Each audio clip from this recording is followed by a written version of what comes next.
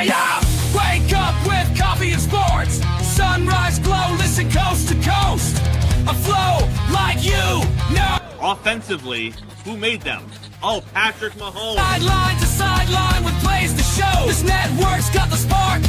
When you put up 300 yards rushing against someone, that you got your butt whooped. I feel like I would have liked to see Oregon Ohio State in the semis, not the quarters. So I think some reseeding is probably where I would change. But they're out of their mind. They're going to do this 3 quarterbacks in a row. Here's the crazy. I just can't take it. First deep flying high, fans cheering loud, and one podcast moving through the crowd. Needy boys brawling, no holds barred loud. This wire life never in doubt. Tune into the vibe. That's my bold prediction for the show. Devin Booker, in the next 3 years, he will be a Houston Rocket. Because I still think Seth is still at the top of his game. I do. I think he's right there. Who knows? Maybe. Not this year, but one time soon. Why wouldn't we potentially see Seth and Roman? You know what I mean? Tune in the vibe.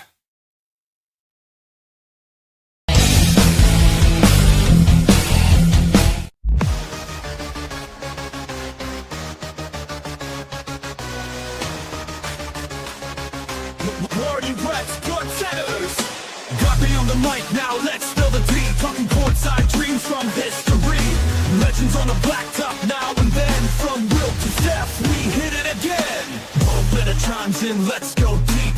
Young blood's rising, can't skip a beat. Puppy prospects with fire in their eyes. Draft night suckers and hoop dream high. Wire to wire, bring the heat. Podcast magic can't be beat. Do better, we're roll better. We're hoop heads, trendsetters. What is poppin', y'all? It is your boy, Guard E3, and welcome to the And One Podcast. And of course, joining me, just like every week, he is the greatest co-host of all time, Mo Better. How you doing, Mo?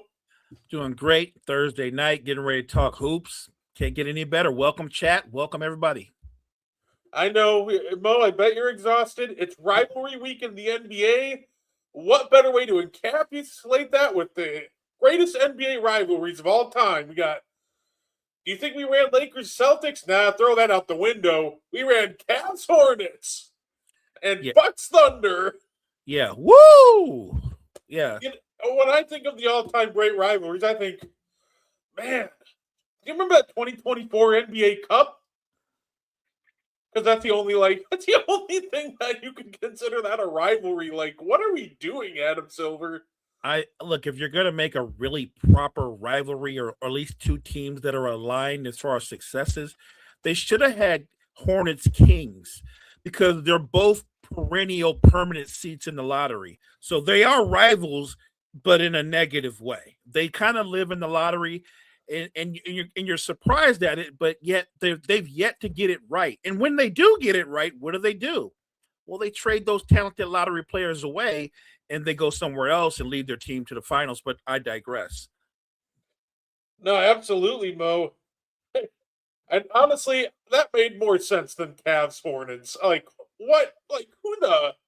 I get it. I know what they were trying to do. Like, let's build this around LaMelo versus Lonzo Ball, which, by the way, before the season even started, when they were making the schedules, who thought that was a good idea? Like, I like Lonzo Ball. I think LaMelo has talent, but, like, in 2026, ain't really a rivalry to build on with those two. Not even close, because I like Lonzo too, and I still think he's a very capable 3-and-D guy. But at this point, Lonzo's not even getting playing time. Like, he's not just on the pine, he's riding pine. He's not in the rotation, and he really struggled with being healthy. And no question, LaMelo has all-star talent, maybe even superstar talent. He doesn't put it together, but he doesn't put it together on a consistent basis. Whoever thought sitting in the war room of making a schedule came up with this banger, and everybody like high-fived them like, yes, Hornets, Cavs. Got to be fired. Has to be fired. And everybody that that co-signed on that should be fired too. That's all right. I got the script for next year, Mo. We're going Pacers Mavericks. And Andrew Nemhard versus Ryan Nemhard, because that's what the world wants to see. Yeah, well, you know what? For what it's worth, it's still better than Cavs Hornets. That is fair. That is fair. You know how we got to start things off, Mo? Picking on rivalry week a little bit, but got to start this off with some underrated players of the week. So, Mo, who do you got for your underrated player of the week this week? You know what? I'm gonna say this kind of tongue in cheek. Obviously, Brett, this is the anniversary of Kobe Bryant's incredible 81-point performance. So tongue in cheek, I'm gonna say my underrated player of the week is Smush Parker. Because Smush Parker is going to be able to tell his kids, you're already laughing. He's going to be able to tell his kids, so you don't realize this, but your dad, me and Kobe Bryant, we combined for 94 points one night in a victory. Smush Parker can say the night Kobe scored 81, guess who the second leading scorer on the Lakers was? Your pops with 13 big ones. My underrated player, the amazing, often talked about, Smush Parker. He's going to do the Brian Scalabrine, Mo. Remember when he said in like 20 years he's going to tell his kids he's the NBA Finals MVP? Smush probably doing the same thing. 5 years from now, look, I scored 20. Kobe had 60. 20 years from now, I actually had 50. Kobe had 30. If I give it that 25-year run, look, I had 81. I carried Kobe to the finish line. He had 13. Oh, yeah. It's all right. He had an off night. His grandkids are going to have the story completely wrong. Like Pop had 81. That Kobe guy had 13. Like, yeah, that's definitely how it's going to play out. Absolutely. No, I say, speaking of high-scoring games, I saw Michael Redd posting stuff about his 57-point masterpiece against the Utah Jazz, so I do love seeing that. I just always love Michael Redd. I like Michael Redd, too, and it's fun because I don't know if you do this, but if you friend him on TikTok, Brett, he engages with you. He some of them, they'll friend you and they won't, they'll just kind of like go on their way. But Michael Redd tries to engage everybody. He's pretty great the way that he is on social media. If you say something, he responds, and that's not something a lot of stars or established or former stars do. So I really do appreciate Michael Redd. Michael Redd he's been so positive for the basketball community and whole, like, in an era where everybody just wants to throw out the first, like, most negative take they can, Michael Redd just kind of does the opposite, where he's always just that guy going, hey, look at this guy. He's really good. Like, I wasn't that good. You should be looking at this guy. Like, he's just very humble, and it's just very refreshing to see, especially when our media personalities are like Gilbert and Perkins and guys like that. Or Stephen A, even worse. But yeah, I'm with you. God, did you see his rant this morning about your Bucks? That 10-minute rant about what they must do. That was insane. I can break down what the Bucks should do in about 30 seconds. Giannis, do you want to stay with us or do you want to retire a Buck? You want to stay? Cool. We keep trying to win around you. You want to go? Cool. We'll trade you for the best asset possible. Look, I think as long as Giannis is on the Bucks, they owe it to him to keep trying to win. He's a generational talent. You don't waste that. But if he does come to you, hey, this ain't working. I want to change the scenery. You honor that request. Like, I don't think this is as complicated as guys like Stephen A are making it out to be. There's no need for a 10-minute rant. This is like a 30-second rant. Let Giannis decide, and whatever he decides, you act on it. He wants to stay, you keep trying to build around him. If he wants to go, move him on to greener pastures and retire his jersey in about 10 years when he's done. Brett, my gut feeling about Giannis is that he does not want to be traded. Does he want the management to go out and try to add more talent around? I'm sure he does, but I know he's also aware of the limitations that they have in terms of assets that they can give up. If I'm Bucks ownership / management, my thought process is very much what you said. If you want to stay, we will move heaven and earth to try to put more talent around you to give you another shot at a title. And if you want to go, because of the kind of soldier and person and in the community that you've been for this franchise, we completely understand that, and we will move you, even to where you want to go. But we have to get the best trade that's best for us. So I don't think he's going anywhere. I don't think they want to go anywhere. I think they're going to do something that's very old school and not at all with the times. I think they're going to keep him. I think he's going to stay there. He's going to play out his career. He's going to be terrific. He's going to make them competitive. And if they add the right pieces around him, potentially, I think he will get at least another run, maybe one really strong run at a title. And I don't have a problem with that plan. This idea that they have to trade him because they're not going to win a title this year, I think that's one thought process, but I kind of like the old school approach of, no, he's our guy. He developed under us. He became a star here. He wants to finish his career here. By the way, he's not alone. It's not like Golden State's going to trade Steph, right? And we both know they're nowhere near their chances of winning a title is no better than the Bucks. They're not going to win a title, even more so with Jimmy Butler gone for the year.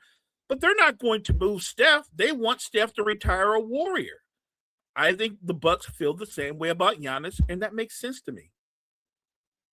Yeah, no, absolutely. Speaking of the Golden State Warriors, what a week this has been for them, right? Because you start out the week with Bob Myers, or sorry, not Bob Myers, getting caught up in the past too much. Mike Dunleavy talking about going, yeah, I heard about Kuminga's trade request, but there has to be demand for a trade. I'm like, excuse me? Did this dude never GM a day in his life? I thought you were supposed to try to build up your assets. Talk about, how important he is to the team and you don't really want to move him. You get him to try to gas him up, try to get that trade value up, and he just flat out comes and goes, yeah, nobody wants him, so we're just kind of stuck with him. And then, naturally, Kuminga's not happy. His agent claps back on Twitter. But now, Jimmy Butler goes down with a torn ACL, and now you're kind of stuck because Kuminga just became really important for your rotation again, which Kuminga left today's game with an ankle injury, but now they're talking about trading him for, all of a sudden there's rumors that he could go to the Kings again. Those rumors are firing up. Names like DeMar DeRozan are getting thrown around. What do you even make about this whole Kuminga mess? And were you as shocked as I was when Dunleavy just flat out and came out and said, yeah, there's just straight up no demand for the guy? It blew my mind that he said it we understand what he wants, but there's got to be there's got to be a want or something like that. I get it. Mike Dunleavy, for anybody out there listening, for years, the Warriors front office has been one of the best front offices in basketball, but that was also when Bob Myers was running things. Mike Dunleavy is in charge of things right now and has been the last couple of years or so, and I don't think Mike Dunleavy is very good at his job. And look, he's not alone. I'm a huge Steve Kerr fan, but I think Steve Kerr has mishandled Jonathan Kuminga from the jump. Steve Kerr was obsessed with getting another title run in the Steph Curry era, and I don't think that's a horrible thought process, but when you have young talent, you do still have to take the time to develop the young talent rather than he's not up to speed. He doesn't know our rotations. He doesn't get it. I'm not going to play him because the veterans know better. You still have to take the time to coach and develop young talent. Under the Steve Kerr regime, as great as Steve Kerr has been, they didn't develop Kuminga. They have not even played him. There's not a want for him because y'all haven't played him. The man's been sitting on the bench DMP, not injured. Y'all just haven't played him. And we could go back a few years further. You completely blew the James Wiseman thing. What was that? You blew that. Completely blew that. Jordan Poole, who I still think is a talented player, you traded him because you'd rather keep Draymond and roll with Draymond. You've traded away talented young players. You've not developed some talented young players. I just think Steve Kerr is just as guilty as Dunleavy. But the idea that nobody wants Kuminga, I would disagree. I think there's a lot of teams that want him. I think the real question is, if you're being honest, if you're Golden State, what are you expecting in return? Because we know he's young, we know he's talented, but he's not a star. And I don't think he's going to project Brett to be a star. So what are you trying to do? Like, your best bet would be to get like an older established player. But let's be honest. If the Warriors trade Kuminga for DeMar DeRozan, what is that going to do? Get them to the play-in? Like, they're not winning. And I'm not throwing shade on DeMar. I'm a fan, but let's be honest. At this stage of his career, he's not a difference maker. Yeah, it's weird in the sense that it really feels like they blew that chance a couple years ago if they were going to move on from Jonathan Kuminga, because obviously when Pascal Siakam was still available before the Pacers trade, there were rumors that there's offers for Siakam to the Warriors in a trade involving Jonathan Kuminga, but the Warriors didn't want to part with Kuminga. Right. So it's weird. They ownership values him like he's this elite asset that only should fetch a premium, but Steve Kerr almost views him as a sunken cost. And it's this weird dynamic where ownership's like, yeah, we need a first, and we need all this stuff for him, and Steve Kerr's like, dude, this guy just doesn't get it, and then just doesn't play him until Jimmy Butler blows out his ACL. So at the end of the day, I think we can all agree the fact that Kuminga just needs to be moved. It just has to happen. Jonathan Kuminga, go fulfill your destiny, be a 20-a-game scorer on the Kings. Just let it happen already, Golden State. It's clear his time is very limited with you guys. And you don't really, the clear thing that most people can recognize is you don't want him. You don't even want him. You don't want him there, but you feel like you should get more bang for your buck. And like you said, everybody out there that knows the situation, I'm talking about the other GMs and front offices, they're like, no, we think he's pretty good, but you're looking to get a haul back from him. You're not getting a haul back from Kuminga. If you're dealing with the Kings, what are you getting? You might get a combination of DeRozan. Maybe they'll throw in Malik Monk. But you're not going to get they're not going to go, yeah, we'll give you Sabonis for Kuminga. That's not going to happen. Look, as a basketball fan, I would like them to move him just because I think the young man has talent and he can go somewhere and have a good career to a franchise that actually wants him. No, absolutely. By the way, I don't know what your take on this one is, though, Mo. Speaking of the Warriors, I almost feel like they should wait till the offseason to reassess and make any moves. And because obviously Jimmy Butler happens, his ACL's torn, he's out for this year and probably a decent amount of next year. Right. I feel like if they tried to negotiate now, that's like sharks smelling blood in the water. You also go to Sean Marks and go, hey, buddy, about Michael Porter Jr. He's just going to be like, hey, buddy, guess what? Yesterday's price isn't today's price. You better throw on an extra first. I feel like if the Warriors tried to make a big move now, GMs would just sense the desperation. So I feel like the smart move would almost be them running with their group, letting them get into the offseason, and then kind of mapping out a course of action from there. Because I just feel like Dunleavy's going to get taken to the cleaners if he tries to make a panic move now. Your position and what you just said is the smart way, the thoughtful way to approach this. But I would push back and say there is another alternative to this. The problem with the smart, calculated wait till the off-season pace is this. Steph Curry gets to be a year older. Draymond's still there. He's going to be a year older. Like they can't afford to wait. More importantly, the guy that matters the most, Steph, he's having a great year.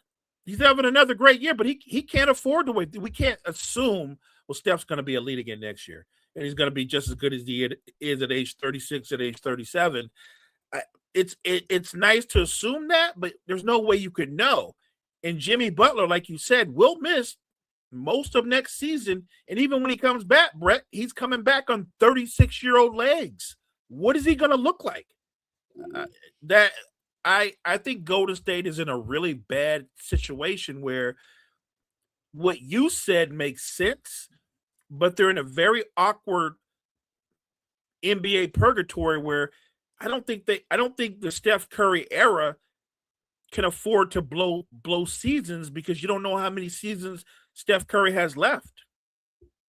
It's just such a challenge because when I look at the names available, I'm like, okay, you're not bringing the Warriors to a title. You're not bringing the Warriors to a title.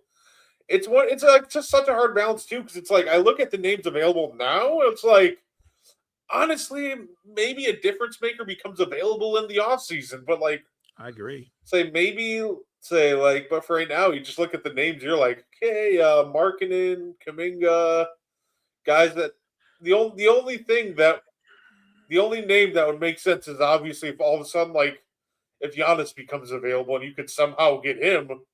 But outside of bringing in like a top 3 player on the planet, it just feels like out of all the names that we're looking at right now, it's like you might just wait it out and see what develops in the off season because. It feels like just regardless, this is a lost season. And maybe that's the approach Dunleavy and company take. You threw out a name, Markkanen. Do I think Markkanen would have impact on Golden State? Yeah. Look, the kid is a bucket getter. He's a 6'10", 11 guy that can play the 3, 4, and the 5 in certain lineups. So, yes, he would make a huge difference for them. I don't know if he would make the difference that Warriors fans would want in terms of them winning a title. But I think with Markkanen and what you have on that roster, obviously with Steph, yeah, they'd make the playoffs. But I'm always bigger picture. Is the goal to give up assets to make the playoffs only to get knocked out in the first round? Or, like you said, it's a lost season anyway. We need to be a little bit more pragmatic and try to get more value in the off, which by the way, I think you would get more value in the offseason, more bang for your buck. I don't think if I'm Golden State, I understand, and I'm going off my own words. Steph only has so many more seasons left, but if you want to give Steph a legitimate chance at least one more title run, you could do so much more for him in the offseason than you could making a panic move before the trade deadline. I'd be terrified to even call Danny Ainge about Markkanen. Only because we all know Danny Ainge. That man's probably like, yeah, I want 7 firsts for Markkanen. You're like, Danny, calm down. You're not getting that.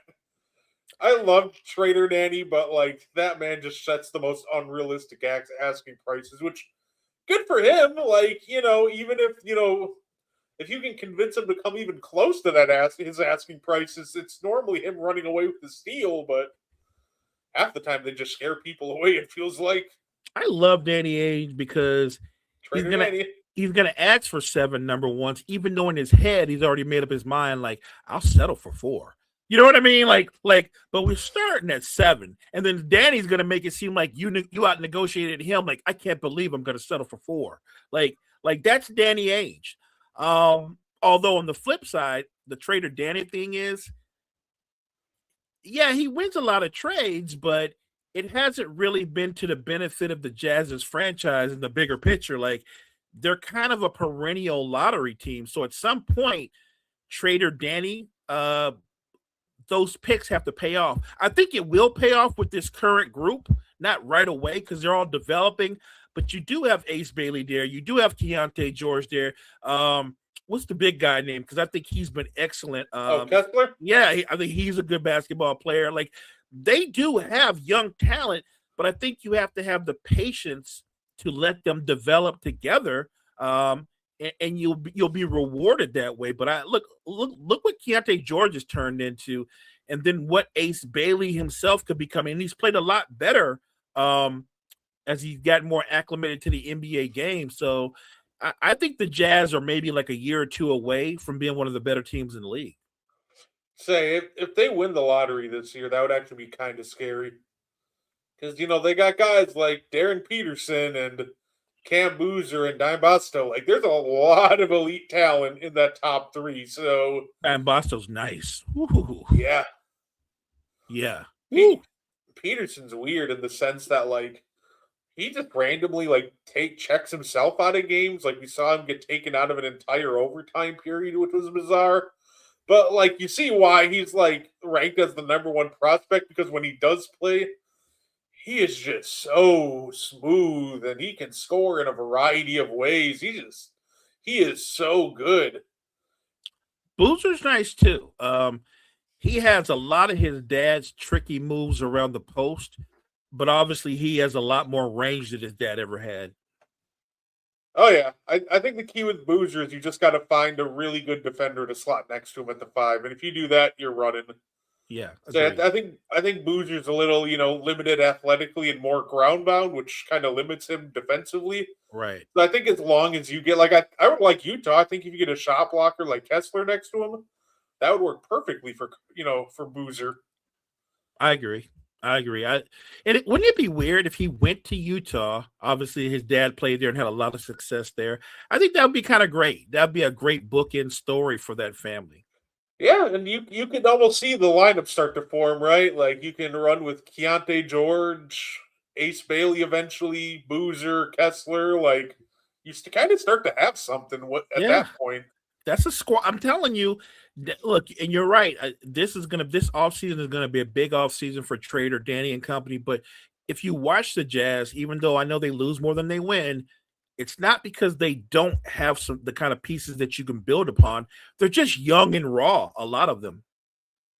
Mo, I'm gonna give you a headline that I saw, and I swear if I told you this headline, it's funny to me. I see a headline about the Miami Heat, and they're like, they don't want to add any long-term money. They don't want to make any big trades in case Giannis becomes available.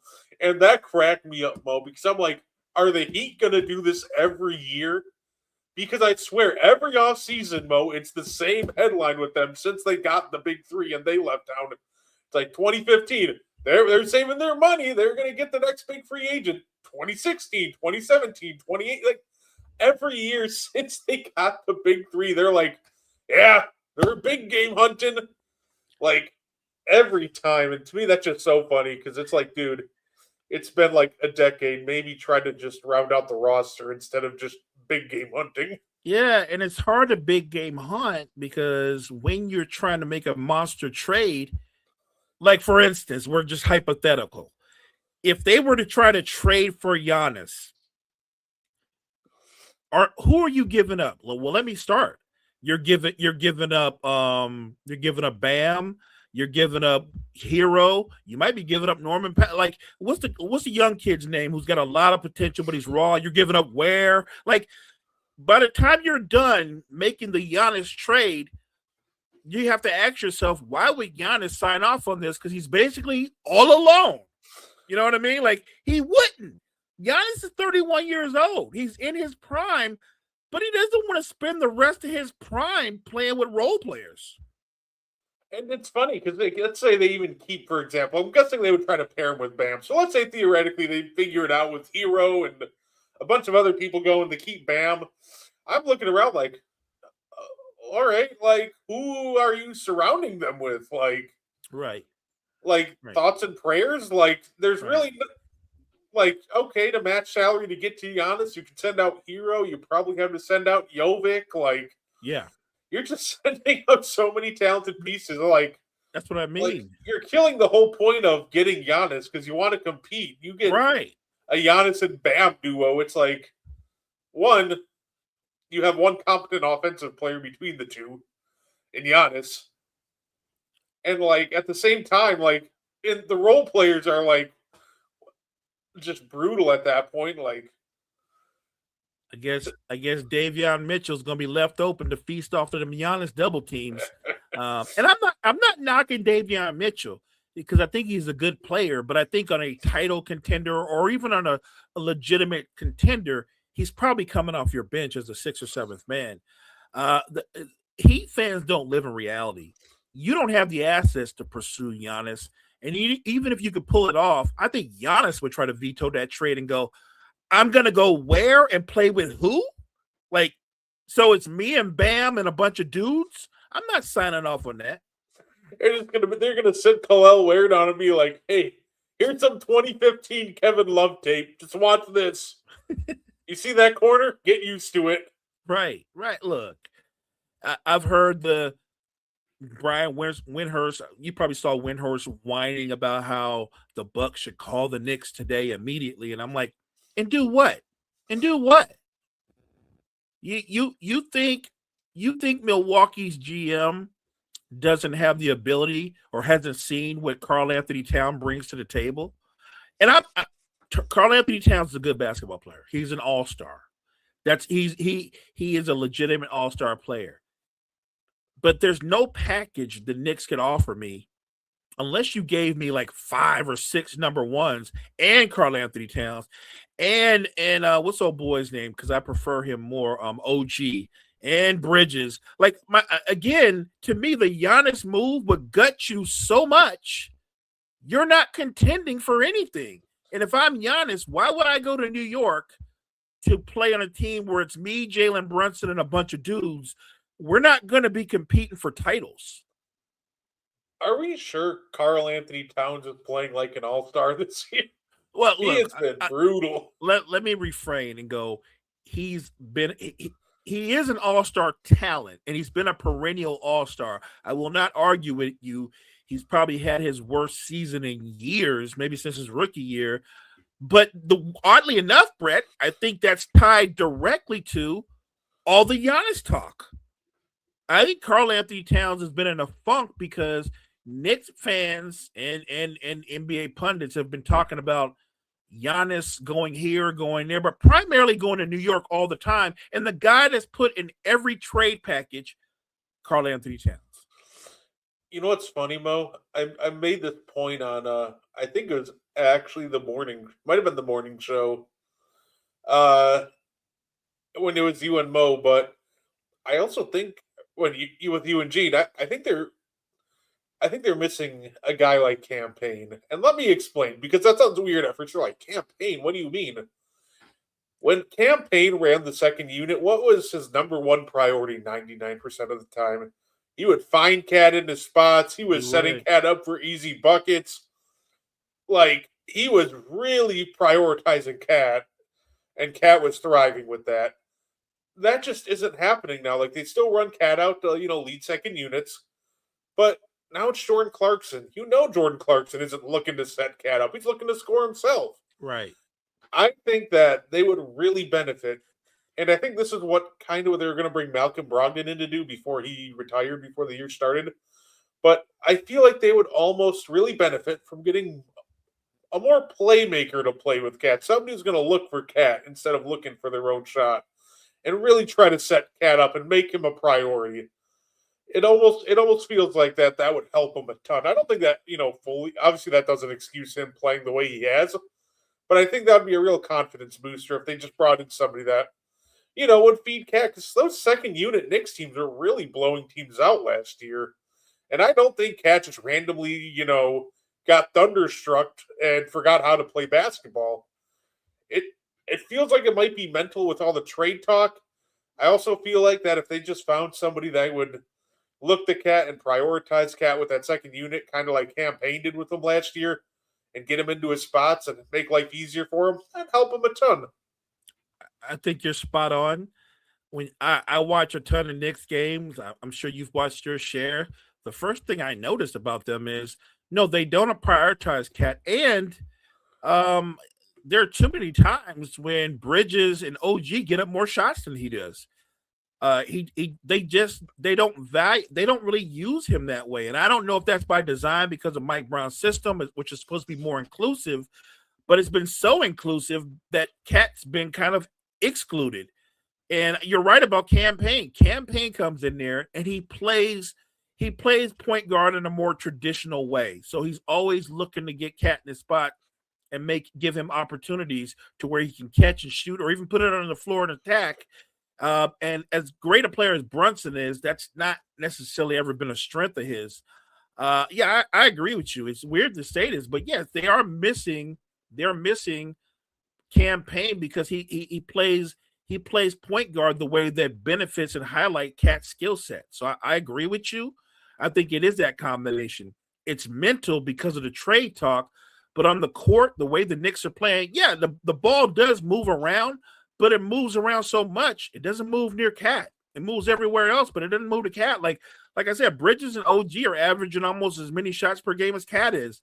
And I'm not knocking them, but I think he should always get more shot attempts. Oh, absolutely. And do you think that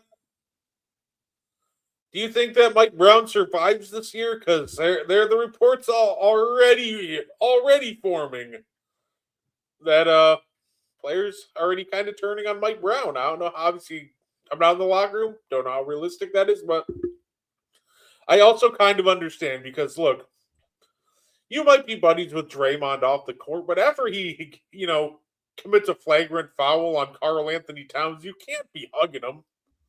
Like, at that point, what are you really doing? So, if he did lose the locker room, I think it would make a ton of sense.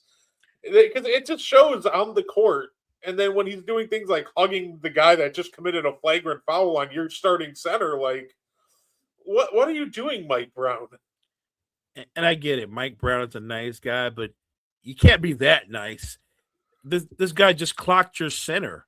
And you're supposed to have your centers back. Like, you and Draymond can be cool, but in that moment, you got to talk to him and go, no, we're not cool. What you just did to my center, like instead, like, they're being boys. Like, Mike Brown, he might be burning bridges faster than I anticipated him doing. I thought, win or lose, he would get at least 2 years before you start hearing the mumbles about maybe moving on for Mike Brown. But you're right. It's not just the locker room. The fan base is questioning Mike Brown now because name me a Knicks coach that would have co-signed on hugging Draymond after doing what he did. Like, nobody would have done that. You know what I mean? Like, not even Don Nelson, who, if you remember Don Nelson's tenure with the Knicks, wasn't very good. But even Nelly wouldn't have signed off on that. I like Mike Brown, but the only thing that I guess what will save his job? Winning. The Knicks have to go to the conference finals again, at least the conference finals. And I honestly believe anything less than a conference finals run, he's going to get fired. Yeah, this was a signing that me and you both questioned right from the jump, and I agree with you in the sense that this has gone south truly quicker than even I anticipated. The fact that we're already having this conversation and we're not even at the All-Star break, right, is pretty hilarious, actually. If you're the Knicks, I don't even know where you go from here. It's gotten bad enough to a point where I saw some people floating out the idea, well, what if they traded Karl Anthony Towns for AD? I'm like, oh, they're desperate, aren't they? If we're having those kinds of conversations already. Why would you do that? This isn't even about, obviously AD's better, but he's older and he's as brittle as it comes. I love Anthony Davis, the player, but I realize now that Anthony Davis, as he's aged, his body's aged maybe 5 times faster than his actual age. So he will blow you away and have a 39.15 rebound game. And then the very next game, he's out with shoulder soreness or a knee or an elbow or a groin. It wouldn't make sense for the Knicks to pursue Anthony Davis. Not this Anthony Davis. If you were going to trade for Anthony Davis, you should have done that 2 years ago. Not this Anthony Davis. I get it. When they say the Mavericks aren't in a rush to move Anthony Davis, they're lying. They're clearly lying. Of course, they're in a rush to move Anthony Davis because they realize what you, me, and anybody with common sense realize. He's not part of your future. He's not going to be the one of the guys that grows and develops with Cooper Flag. He's 32 years old and incredibly injury prone. At this point, I'm not sure the Mavericks wouldn't get rid of Anthony Davis just to get back cap space. It's so funny watching Rich Paul try to drum up Anthony Davis's trade value. Because you'd see reports like all of a sudden, like the one report came out like, well, the Raptors are interested. I'm like, no, they're not. Shut up. I know they're not. Like, that just wouldn't make any sense. And then I think one of their beat reporters come on and goes, yeah, that was a Rich Paul smokescreen. He's just trying to get AD out of town. I'm like, yeah, like, what would the Raptors do with another 6'10" guy that needs to be set up and can't create a shot for others? Like, right. What exactly is the end game if they traded for Anthony Davis? So, I do find it funny that, Rich Paul apparently came out and said, and apparently sport's been denied, but at the same time, I wouldn't doubt it, that he wants Anthony Davis off the Dallas Mavericks before the deadline. And he made that clear. That's the thing. I think this is one of the times where Rich kind of played himself because he went to the Mavs and he said he wanted his client like you're letting them know, but it's not a secret. The rest of the league knows. And don't get me wrong, I think the Mavericks want to move Anthony Davis, but the Mavericks are probably being very pragmatic and going, yeah, we'll move him, but we're trying to move him for the deal that's best for us, not the deal that's best for Anthony Davis. Like, if I'm Dallas, I'm like, if Sacramento, if Utah, if Portland, if the Horn, I don't care what team it is, whoever offers us the best package, that's who we're dealing with. So if Anthony Davis if he's excited about playing with LaMelo and company, more power to him. Or if he wants to go to Portland, more power to him. But if I'm the Mavs, I'm in no rush to please Rich Paul. Every move I make going forward is about setting up our next phase of our franchise, Cooper Flag, for success. And I think it doesn't stop. If you're going to trade Anthony Davis, I don't think it stops with trading Anthony Davis. I think you also eventually trade Kyrie Irving. I'll say I just realized the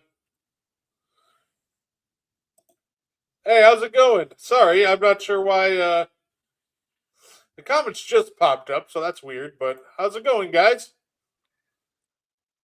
Yeah, it's so what team's really looking to trade for Anthony Davis, honestly, too? Like because you look at the contenders and you're like, I don't know what contender is trying to trade for him. You want to laugh? I'll give you one. The Lakers got $40 million in expiring contracts. I don't know if I'm just saying they like you won't get back like young talent, but they do have $40 million expiring contracts. They do have that number 30 pick. That's a first round pick.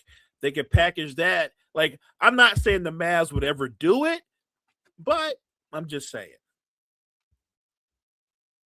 No, absolutely. I am looking forward to seeing what move they make. By the way, Mo, have you did you see with I saw the funniest headline, by the way. Miles Bridges is the Hornets has the third most points ever by a Charlotte Hornet. And I thought that was just kind of almost the saddest thing ever. Really? It gave me an idea, Mo. Would you like to play a game of guess the top 10 scores for the Charlotte Hornets? I would try it, but I'm sure I wouldn't win. But yeah, I don't mind trying it. Yeah, why not? Some of these are easy, but there's I'm gonna say there's at least one really, really surprising one. So Mo, we've established that number 3 is Miles Bridges. Got you. All right. So who are some other names you think are on here? Obviously, Kemba should be on there, right? Kemba's number 1. Yeah, Kemba's the easy one. Even though he wasn't a big time scorer, he was there for a while. Like, where's Gerald Wallace at? Gerald Wallace is number 4. Okay, Gerald Wallace. What is the? I can't remember his name. Is it Al? Is it Al Jefferson? Not Al Jefferson. It's I don't know. He was if you remember the big man, nice post game. He was really slow and methodical, but he was there for a beat. I can't remember his name, but I felt like he put up some buckets. I don't know who. Give me another name. Say one of them has a couple of sons that are playing in the league right now. A couple of sons. Well, it ain't Ron Harper. But, Yeah. Oh, wait a minute. He's a commentator. Yeah, Curry. Yep, Del Curry. Yeah. Say Del Curry should have been go. What about? I mean, Larry Johnson was there. Alonzo Mourning was there. Say Larry Johnson is 5. Zoe is actually number 14. Yeah. Okay. Number Glenn Rice. 6. Glenn Glenn Rice. Rice is number 7. Yeah. Say number 6. You'd be taking a real gamble guessing this name. I'm just gonna have some fun. It's not Adam Morrison. No, it's and it's not Kid Gilchrist. No, the number 6 is actually Terry Rozier. I would not have guessed that. I'll be honest. I would not have guessed that. The 2 of the last 3, Mo, I actually think are pretty. Think you could get.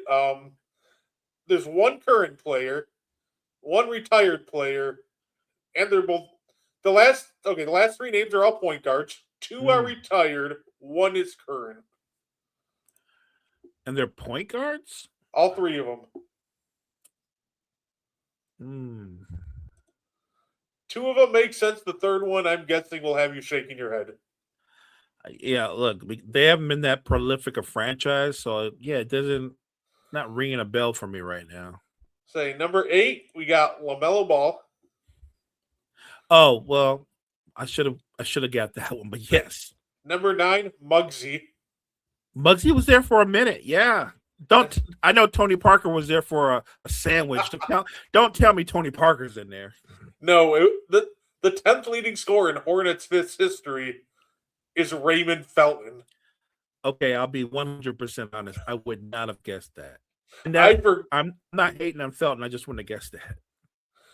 I completely forgot that Raymond Felton played for the Hornets. And when I saw he was the 10th leading scorer, I'm like, excuse me? Who does that say? That is a shock to me. I was going to guess somebody like David Wesley or Bobby Phills, but not. I was not going to. Raymond Felton. Wow. No, absolutely. I just thought that was a fun collection of names. Honestly, like that's a different group for sure. Speaking of so LaMelo's going to be their all-time leading scorer pretty soon. Oh yeah, give him like 5 more years if he stays that long. Oh yeah. He's gonna blow out the record books. So of course, Mo, we have to talk about it. Jeanie Buss and the Lakers are at the center of yet another controversy. I picked this up because it just bullet points the big Jeanie Buss and LeBron drama, which James Outside's ego felt Clutch exerted too much control, and how LeBron was considered a savior, a lack of accountability over the Westbrook trade. That's really funny to me. Privately mused about not giving him a contract extension, felt LeBron was not grateful after the Lakers drafted Bronny and gave him a contract after fearing a bad PR hit. Which, by the way, Jeanie Buss actually did respond via The Athletic. It's not really right, given all the great things LeBron has done for the Lakers, he has to be pulled into my family drama. To say that it wasn't appreciated is just not true and completely unfair to him. So I'll put this back up, but Mo, this is your team. What do you make of all this? I'm I'm like, the focus should be about trying to like put together the best roster possible to compete. And I have to listen to what Jeanie Buss did with her family. She had her own little version of Game of Thrones, where the younger Buss siblings joined her and they overthrew Jim Buss and the older Buss siblings and got them up out of the building. And then she turned around on the younger Buss siblings and voted them out when they wanted to sell the franchise with the older. But like she literally went back and forth between her siblings and kicked everybody's back in. And in there, she did throw in some nuggets, right? Of course, we know you drafted Bronny because of LeBron, because Bronny shouldn't have been drafted. Not only did you draft him, you gave him a guaranteed contract. In the history of basketball, the 55th pick has never gotten a guaranteed contract. So yes, Jeanie, that's not a secret to us. You did that to please LeBron. I get that. But what you didn't say in your response to The Athletic is you didn't say the story wasn't true. You said a lot of things about your family and LeBron being dragged into it and all that other stuff, but you never said the story wasn't true because it's probably true. I think one of my favorite part about the lack of accountability over the Westbrook trade is they're going back and forth about who's accountable for the Westbrook trade. And the guy who ends up taking the hit for it is the one guy who had like absolutely nothing to do with the Westbrook trade. And Frank Vogel is the guy who ends up getting killed for it, get killed and cut for it. It's like LeBron and Jeanie couldn't figure out who to blame, so they're like, you know what? Just pin it on Vogel, get him out of here. Like, they kicked Frank's back in. Let me add one more thing to the Westbrook trade because I hate the way that it's been covered. You and I both know that the Westbrook trade was a bad trade because Russ wasn't you can't put a ball dominant point guard with a ball dominant point guard. That was never going to work. And LeBron's supposed to have an insane basketball IQ. Why would he look at Russell Westbrook's skill set and go, no, I don't need KCP. I need Russ. Like he co-signed on that move. If we go back and redo what they should have done,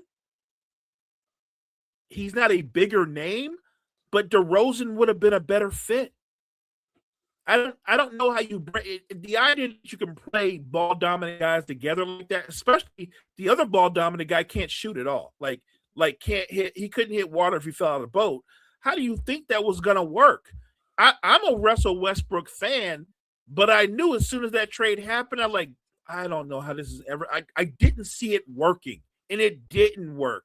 And at the time when it didn't work, everybody blamed Russ that it didn't work. Russ was the reason that the Lakers had a subpar season, and that just wasn't fair to him. If you want to tell me it didn't work, I agree with that. But it's one of those moves that should have never been made. no, absolutely. It's read his mind. Say, also, this last part would scare me if I were a Laker fan, Mo. Begrudgingly gave him a contract extension, fearing a bad PR hit. Mo, what changes about the PR that the same history doesn't repeat itself? Like, Right. is the PR getting better if they don't give him a contract extension this year? So if they were scared, if they're going to begrudgingly give him a contract extension, fearing a bad PR hit, you know what that tells me? Guess what, LeBron? You're a Laker again next year. You're getting that contract extension. Jeanie said Jeanie and Rob. Yeah. Yeah, the only problem is because of their situation and what they're trying to do for the future. We talked about this before the show. Yeah, they'll offer him an extension, but it's going to be at a lower number. They're going to come to LeBron with a straight face and go, we want you back. We love you. We want you to be part of what we're doing, but we're going to need you to take a pay cut. How do you think that's going to play out? I don't think that plays out well at all. Yeah. It will not play out well at all. You know why? Because I don't want to get back into the dynamics, but the late great Kobe Bryant, who no secret Jeanie Buss loved, they gave Kobe a monster contract when he was physically done. Do you remember that? When you were like, why did they just give him that $50 million deal when he was physically done? Here's LeBron at 41, still playing, still an all-star player, still probably might even make all NBA, third team or something, and they're going to look him in the face and go, we're going to need you to take a pay cut. Yeah, all this talk about, getting into the offseason and building this team around Luka, and they just really might run it back because you have to re-sign AR too. So you're re-signing LeBron. What's a pay cut look like for Bron? He might go, I'll take like a $5 million pay cut. That's still a lot of money going to LeBron and AR. So now you're once again finding another season where you walk to LA and riot, where guess what? You are running pretty much a lot of vet mins. And I really don't trust the Lakers' brain trust to identify the right talent to put around those guys. Because they ever since that bubble run and the Westbrook trade, they haven't really proven that they can put the right talent around this team and their superstars. Agree. I think Rob Pelinka is very close to being fired. The future is not LeBron. The question is you need to worry about keeping Luka happy, because we're always talking about the Lakers drama, but at some point Luka might turn around and go, you know what? I don't like it here. I'm not happy here. That would not shock me. Because there's too much drama and scrutiny that comes with playing with the Lakers. I think you have to look at the Lakers and construct your roster around Luka and make it Luka-centric. So you need to get wings that are athletic, that can defend and score. And you need lob threats that are athletic, that can finish over the top and be great weak side defenders. When Luka's at his best, he's got dogs around him and he can do the thing that he does best, and the dogs cover for his deficiencies. You can't cover for his deficiencies if both LeBron and Austin Reeves are below average defenders, because obviously Luka's a below average defender. You can't have three below average defenders in your starting lineup. And obviously, if I'm being honest, if you look at the Lakers starting five, I would argue all five of them are bad defenders. Rui's not a good defender. DeAndre Ayton ain't guard nobody. Like, everybody in the starting lineup's a cone. I remember looking at somebody trying to make the argument like, yeah, well, LeBron's the best defender in the lineup. I'm like, is that a good thing though? Like, if you were going to make that argument, that's probably not good that your best defender is 41-year-old LeBron James. Like, I don't even disagree with that comment. I think that's true. I think he is the best defender in the starting lineup, but that's because it's low-hanging fruit. They don't have a lot of great. It's not an accident that the Lakers are one of the worst teams in the league at shooting the three. They're also one of the worst teams in the league at defending the three. No, absolutely. One name to maybe look out for is and this is funny to me, by the way. The Pelicans are apparently willing to ship out Uvis Missy, their backup center. Who? Hey, he was solid for him last year as a rookie. He's like 6'8", 6'9", can provide some solid depth. I don't think he's anything special, but I think he's a solid depth piece, and he's cheap. So then cheap is right up where we can afford. So we might consider that. Look, all I'm saying is, you talked about this to me last week on last week's show, and I still think it's laughable today that the Pelicans said that we're not trading anybody in our core. And I'm like, aren't you guys still in single digits in wins? But nobody, like, everybody's untouchable? On a team that has less than 10 wins, everybody can't be untouchable. Hey, now, they didn't reach their 10th win, so they're officially out of single digits. And let's build off of that. Yeah, no, it's funny though, right? Here's what I find funny. Like, I think they really need to draft a center next year with their second round pick or in 2027. Look, they're running this idea that their starting front court is right now Herb Jones, Zion Williamson, and Derek Queen. I think the problem with that front court is there's just absolutely no rim protection. Derek Queen ain't a rim protector. No. Zion's not a rim protector unless he's coming in from the weak side. I think, ironically, Missy, their backup center, the one they're trying to ship out, is the only one who can at least semi-protect the rim. But they're like, yeah, let's get rid of him. Like, getting rid of the one guy who actually tries to protect the rim for you, like, they're just in a weird state where they have all these players with overlapping skill sets. You know, you got Fears and Poole, Queen and Williamson, Herb and Trey. Like, obviously, they all have differences between them, but there's a lot of similarities between half their skill sets. And you're going to ship out the one guy. It's like, hey, I can offer some shot blocking and some defense. And you're like, nah, get him out of here. I don't know their plan. It's an organization that's in disarray, a franchise that they don't have an identity.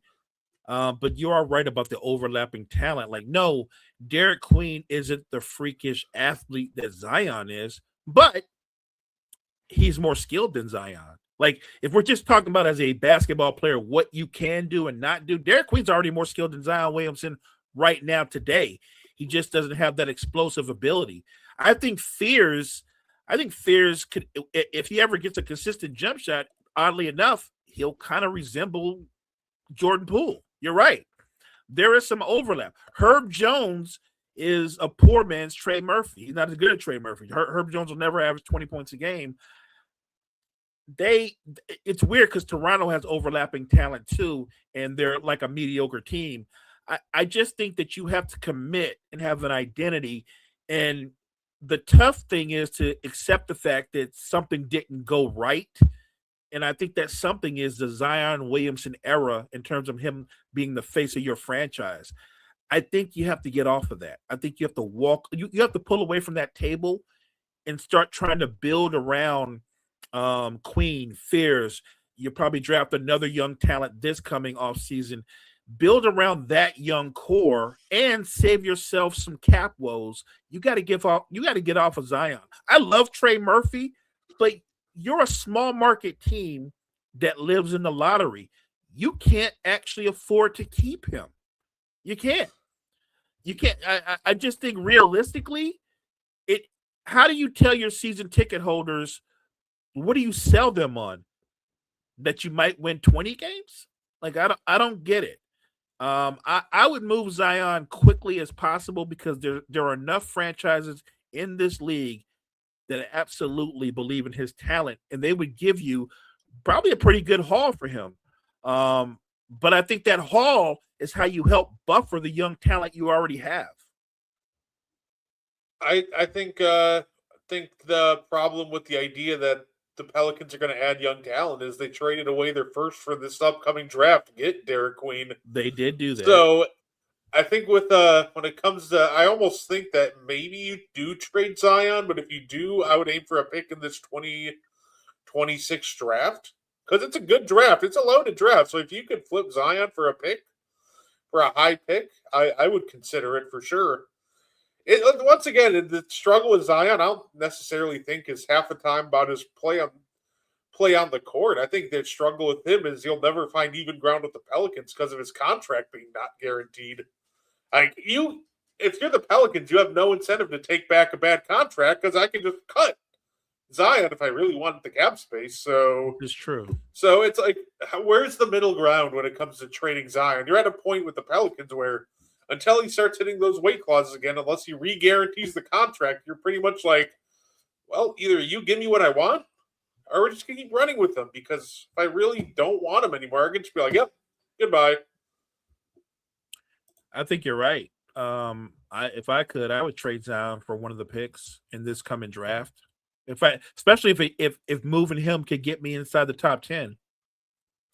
Kuminga guy. Oh, buddy, I don't think it really matters. I think we're going to get trade rumors from Kuminga regardless of what happens. That man could have, that man could be out for the rest of the year, and the first report that would have came out instead of Kuminga injured would be like, Kuminga trade rumors. It's small print. Oh, by the way, he's done for the year. Well, it's funny that you said that because remember, Jimmy Butler, the night Butler got hurt, the very next day there was like, will Golden State trade Jimmy Butler? You know what I mean? Like, are they that cutthroat? Like Jimmy's hurt, Jimmy's gone for the year. We don't know what he's gonna be. And Dunleavy actually had to answer the question, like, well, I don't anticipate us moving Jimmy Butler. And I'm like, you don't anticipate it, but you ain't ruling it out either. Say his game is still the same. Like, see, I'd say with Zion, it's funny. I think he actually does, like, I think he could translate with other superstars, but also, like, the problem is, like, I could cut off, like, the last 4 words of the sentence and say, there's the problem. Does Zion struggle with playing? Done. That is the problem. But I do think that he's, like, a good enough passer. He's a good enough at getting downhill that you pair him with like maybe a two-way, like, and I'm gonna name an archetype of player. I'm not saying they should trade for this player, but you pair him with a guy like Paul George, where he can catch and shoot, play off the dribble. I think he could play flawlessly with a guy like, what you saw with Paul George's skill set, for example, when he was in his prime. But I don't think that player is really available right now, and Zion's just struggling to stay healthy. So if you're the Pelicans, are you really going to start making more moves, giving up future picks to snag a superstar to play with your star that's not really playing? So there's just so many different dynamics when it comes with this Pelicans roster that it's just more questions than answers. Like, if Zion can show he can consistently stay healthy, then I think that he absolutely could very well play with a superstar. But if you're the Pelicans, why are you trading for a superstar to come play with Zion if Zion's not playing? Right. I think that's the biggest problem, right? What you just said. Zion doesn't play enough, right? He doesn't play enough. And that's my problem. I've never questioned the talent or what he could be. I question that I feel like we have this conversation about Zion Williamson every season. And at some point, if you're Pelicans management, I'm not sure David Griffin is still the GM. He might be. Zion can go ahead and be a food critic. You know what? I think he would do well on he could do man versus food. I like that.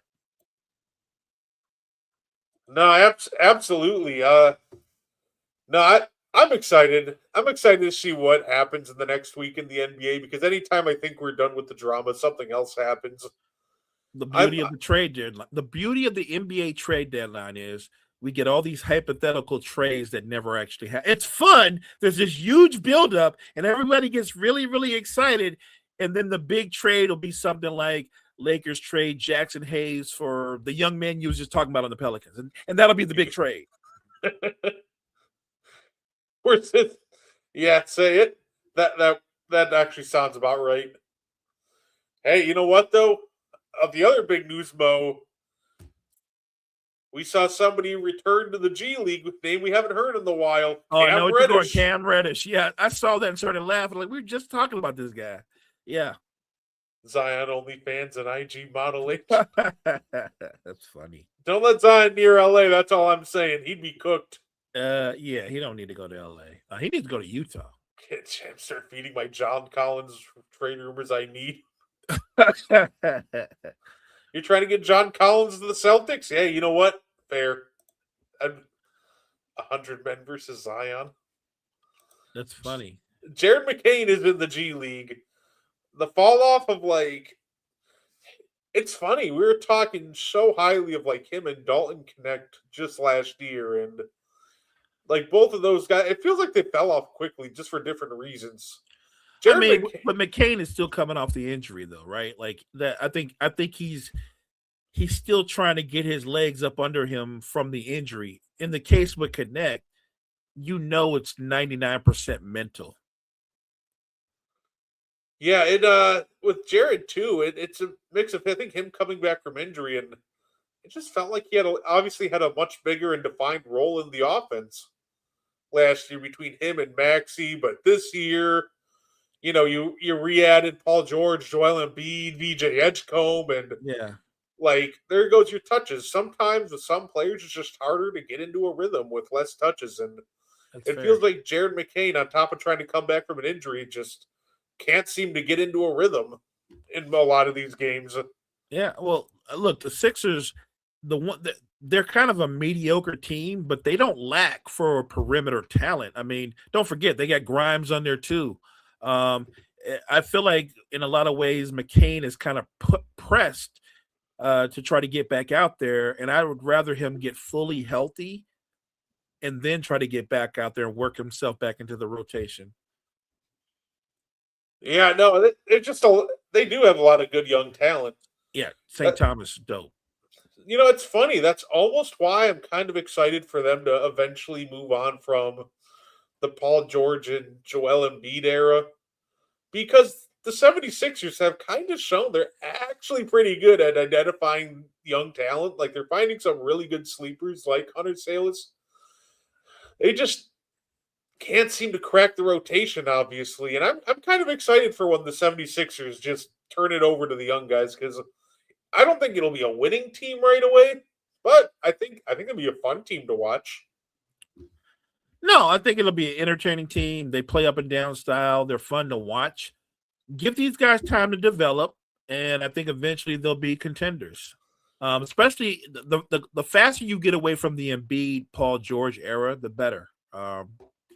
Because even though Embiid has shown flashes where he's played well, you can tell he's a completely different player because he's almost primarily a jump shooter. By the way, Kyle, I need you to talk to your guy for me.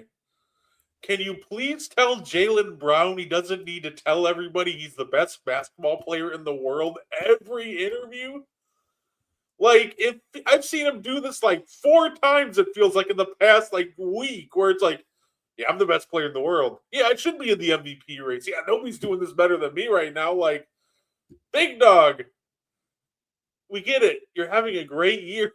Slow your roll. Like, I love the confidence, but you don't need to remind me, like, every other interview, like, yeah, look how good I'm playing. Like, we can see that. I have eyes. Don't worry about it. You're not going unnoticed, Jalen. You're having a great year.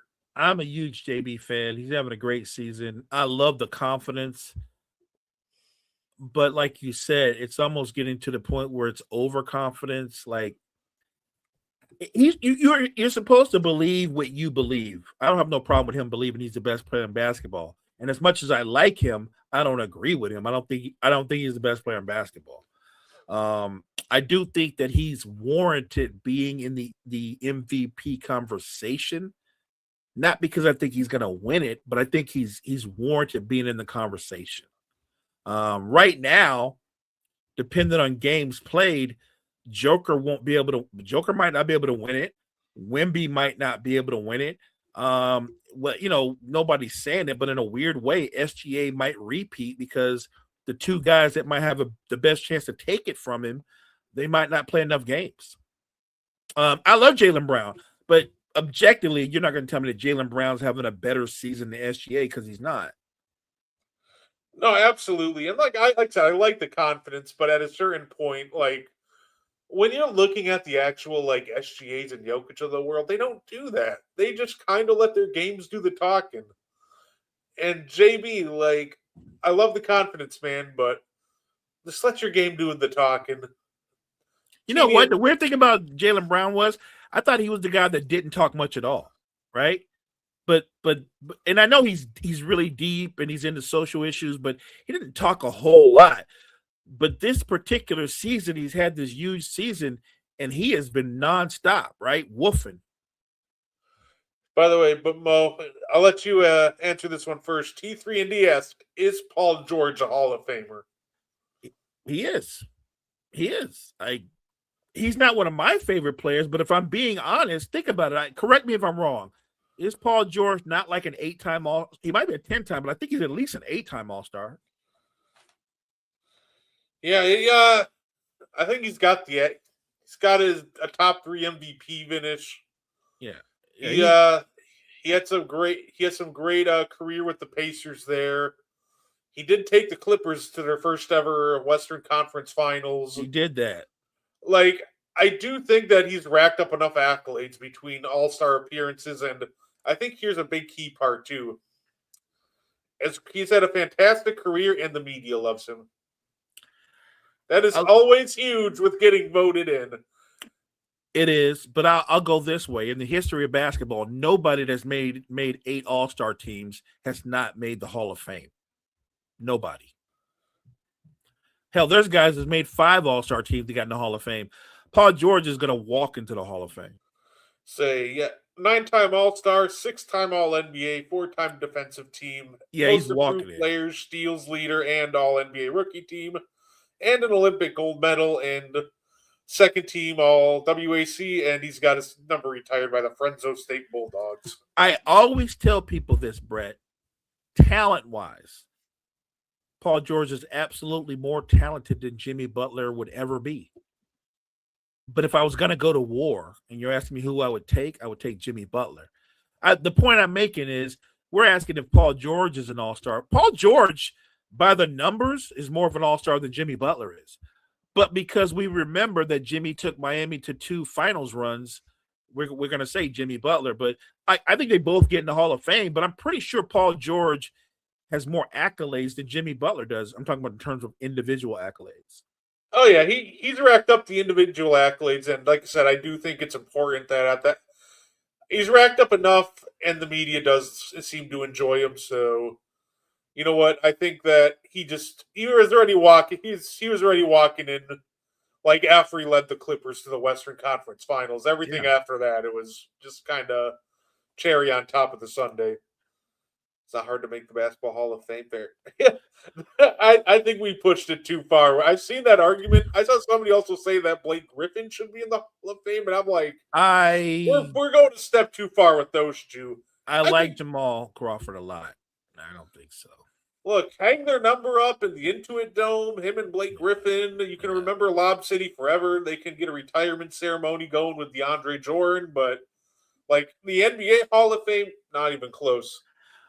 Now, Blake, I don't have Blake's numbers right in front of me off my top of my head. I have to assume Blake made like, 6 or 7 All-Star teams, right? At least. So I think Blake will have a case. The question shouldn't be, will Blake Griffin be a Hall of Famer? I guess the question should be, would he be a first ballot Hall of Famer? I would say no.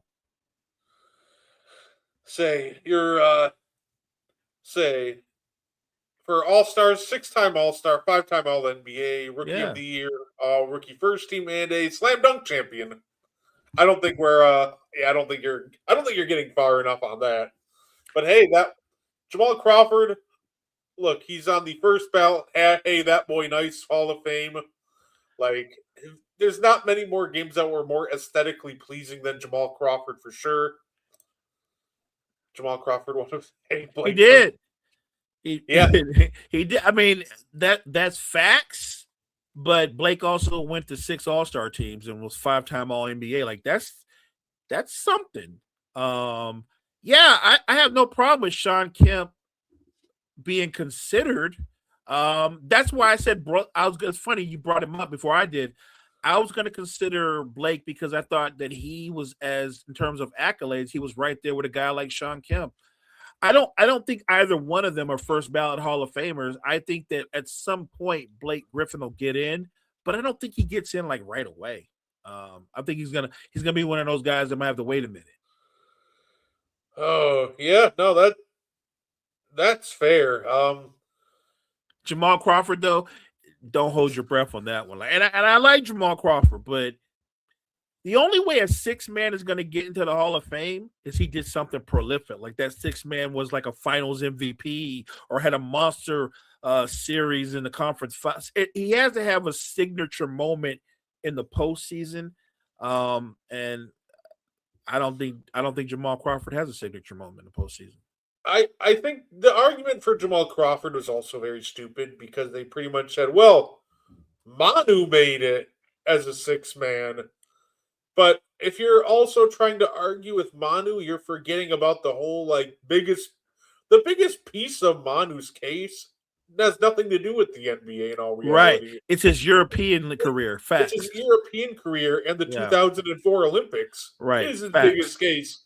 Like, obviously, he had a great NBA career as a six man with the Spurs, but like, you could argue that Manu Ginobili was going to the Basketball Hall of Fame just off the strength of his European and career alone, and off the fact that he beat Team USA with Team Argentina. So I do think that comparing Jamal Crawford and Manu Ginobili's cases are just dumb because they're just so completely different. But some people are just big Jamal Crawford fans and I'm a overlook big it. Jamal. I'm a big Jamal Crawford fan. I just don't think he's a Hall of Famer. Yeah, he absolutely will. No, I love Jay Crossover, but yeah, he should be nowhere near the Hall of Fame. I mean, that's a fair point. He does. I think Sean Kemp kind of gets lost. You forget about it, and people look at him and go, he's a product of what, the late '90s or late '80s, early '90s. Yeah, I think Sean Kemp, if you go back and just look at old tape of him, he had a face-up game, he had a post game, and he wasn't a stiff on defense. Like, Sean Kemp was a good basketball player. And he wasn't one of those slow plotting big men. He was kind of ahead of his game. Like, he had the kind of athleticism that a lot of bigs have today, but they don't have his skills, his overall skills. So yeah, I'm not saying Sean Kemp shouldn't get consideration. I think he should get consideration. But I think that the committee's probably thinking this way: if he gets in, doesn't it open up the door that Blake Griffin would get in as well? Because, like, if Kemp gets in, doesn't Blake get in? If Blake get in, doesn't Amari Stoudemire get in? Like, I'm just saying they're all very similar. Yeah, Chris Webber got in, and correct me if I'm wrong. Chris was a 5 or 6 time All-Star. But just remember how the Hall of Fame works. It isn't the NBA. It's not the NBA Hall of Fame. It's the Basketball Hall of Fame. So a lot of times they combine, if you played college ball, your impact on college ball and your pro game. Chris Webber, in college basketball, the Fab Five, they had a monstrous impact on college basketball and the culture. And I think they went to 2 national championship games. I think they lost both of them, but I think they went to 2 of them. You know who should also be a first ballot Hall of Famer? Chris Webber's agent. How do you get an opt-out clause after your rookie year in your rookie contract? Like, the fact that Webber got an opt-out clause that early into his rookie contract with Golden State put his agent in the Hall of Fame, man. Yeah, look, Chris Webber's a great player. He really was. Like, he walked into the league with the Warriors, and he's giving you from the jump like something like 17 and 10, like in like 4 or 5. Like, he just always could play the game. He was a natural. And it's kind of surprising to think that he only made 5 All-Star teams. I think it's 5 because he was so good for so long. But you have to remember the era he came up in. Chris Webber's playing against Sheed. He's playing against KG. He's playing against Duncan. He came up in an era where there was some dope power forwards. Like, he had to wait his turn. Those early 2000 Kings, when he was at the height of his powers, that was a scary squad, but it was primarily because of Chris Webber, what he did. Yeah, and Chris Webber was such a problem, obviously, until he got hurt in the 04 season, which he played for years after that, but his career is pretty much over after that, because even when he comes back in 04, and you're hyped, you're like, oh, Chris Webber's back. He just never looked the same, even coming back for the Kings. Like, you had Peja Stojakovic developing and even finishing 4th in MVP voting in 04. And you're like, oh, well, Webber's back. You're gonna run this, yard, and it just never materialized. So yeah, Peja became the better player because after Webber had that microfracture surgery, the first thing you noticed about him, the skill is still there, but the athleticism was completely gone. And then you watched him in his time with Philly, no lift in his legs, went to the Pistons. Just he was just a shell of himself once the athleticism was gone. What was that about Grant Hill? I just missed it. It was really quick. Grant Hill got in because college at Duke 3. No, I think that's part of it. Right. Grant, think about this. Before the ankle injury and all the surgeries, correct me if I'm wrong, Brett, wasn't Grant Hill already like a 6-time All-Star?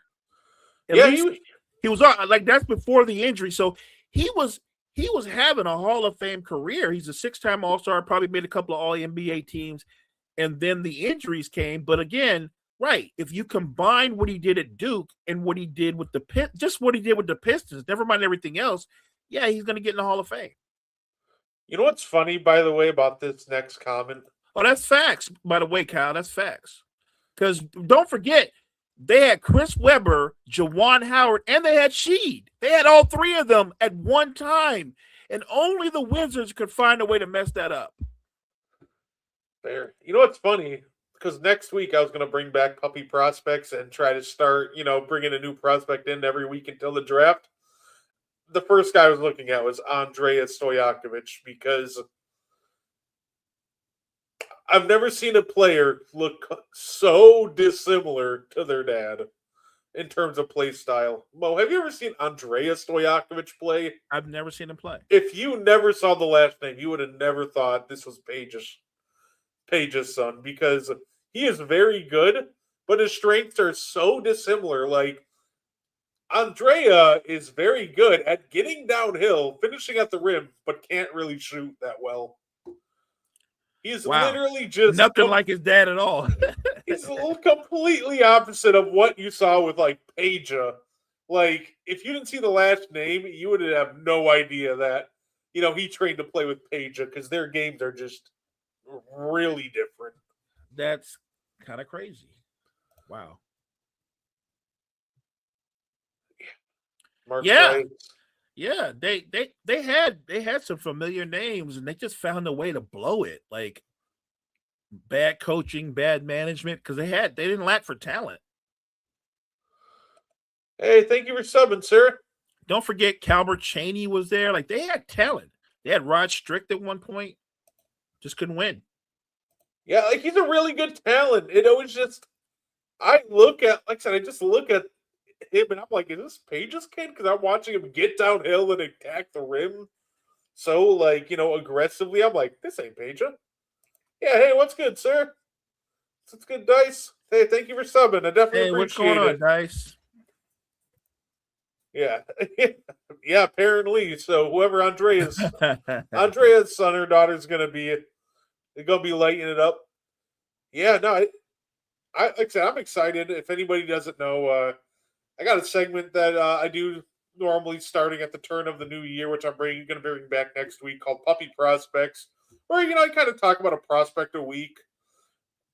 Try to bring them out and talk about a new draft prospect. And the reason it's called Puppy Prospects is because, well, I have 2 dogs, and a couple times during the show they wouldn't stop barking.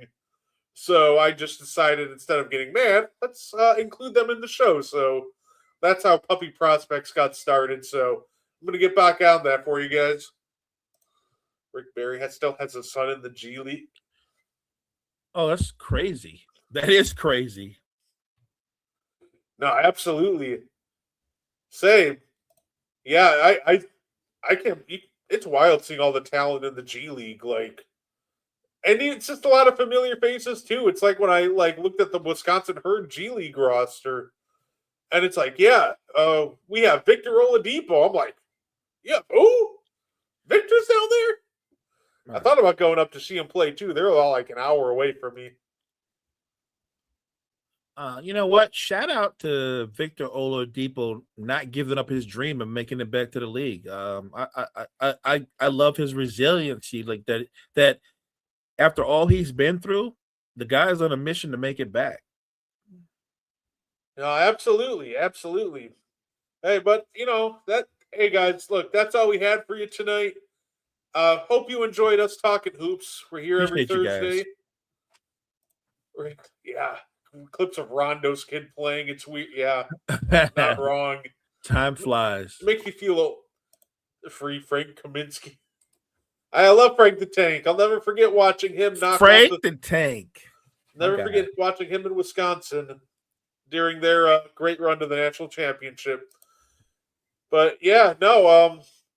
Anything you want to add, Mo, before we get up on out of here? Nah, appreciate you, chat. You guys made this go fast. We did a little bit more than an hour, but that was because of you guys' energy and you guys' knowledge. So thank you guys so much for joining us. That's saying, like I said, thank you guys for sticking with us. T3 and D. For some reason your comments appeared really late, so sorry about getting to them late. But like I said, I always enjoy having you. Shout out to Little Two Dice, Kyle, Jory, and everybody who tuned in. Thank you guys. You want more? If you want more content like this, keep tuning into Wire to Wire. You can follow the N1 Podcast on Facebook. I say there's also the N1 Podcast Discord as well. There's a link to join in our Facebook. So that being said, we thank you guys for tuning in. We'll see you next week, and have a great weekend, guys. Thank you for tuning in to the And One podcast. If you like our content, you can find more on the Wire to Wire Podcast Network on YouTube, Facebook, and Spotify. Want more And One? Find it on Wire to Wire. Like and share our Facebook page, and join the And One Discord. Grab the link to join from our Facebook. Thank you for tuning in, and have a wonderful day.